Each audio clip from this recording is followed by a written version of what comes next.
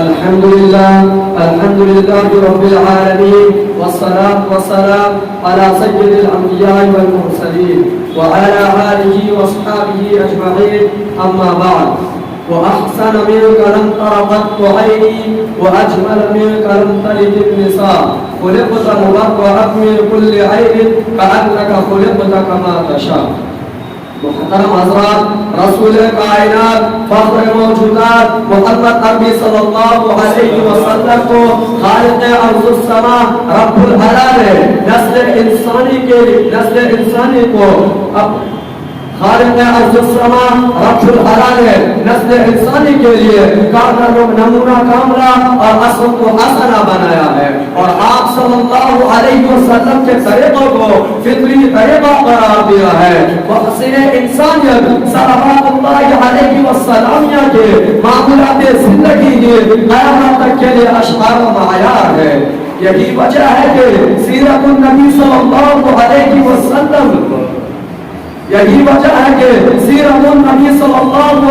وسلم کا ہر روشہ کابلات اور ہر پہلو روشن ہے۔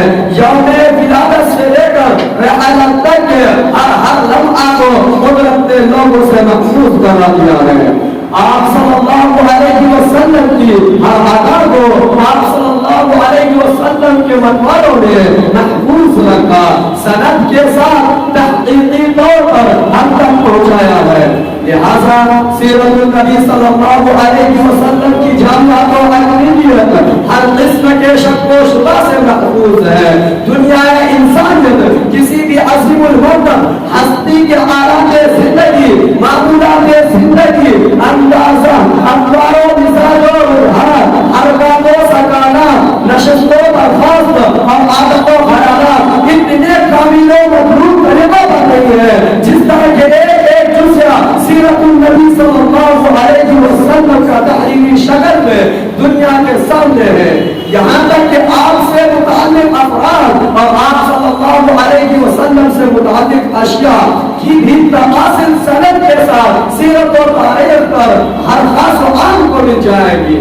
محترم حضرات، حضور صلی اللہ علیہ وسلم کی زندگی ہمارے لیے ایک کھلی کتاب ہے، مگر بات ہے عمل کرنے کی۔ وہ کھلی کتاب قرآن مجید ہے۔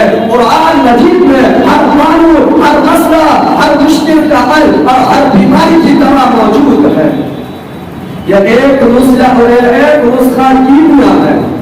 دنیا کے تمام تر کلام اس کے سامنے ہیچ ہے۔ حضور صلی اللہ علیہ وسلم تو چلتا پھرتا قرآن ہے۔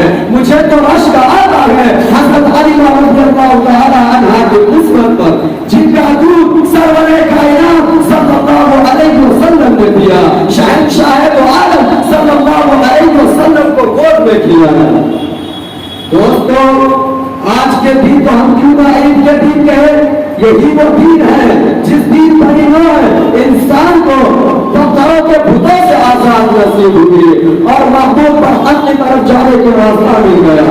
ذرا سوچو، اگر آقا نامدار تاجدار مدینہ ختم المرسلین صلی اللہ علیہ وسلم کو نہ لاتے تو آج کن اندھیروں میں بھٹک رہے ہوتے اور پتہ نہیں کس در کی بات کو چھان رہے ہوتے۔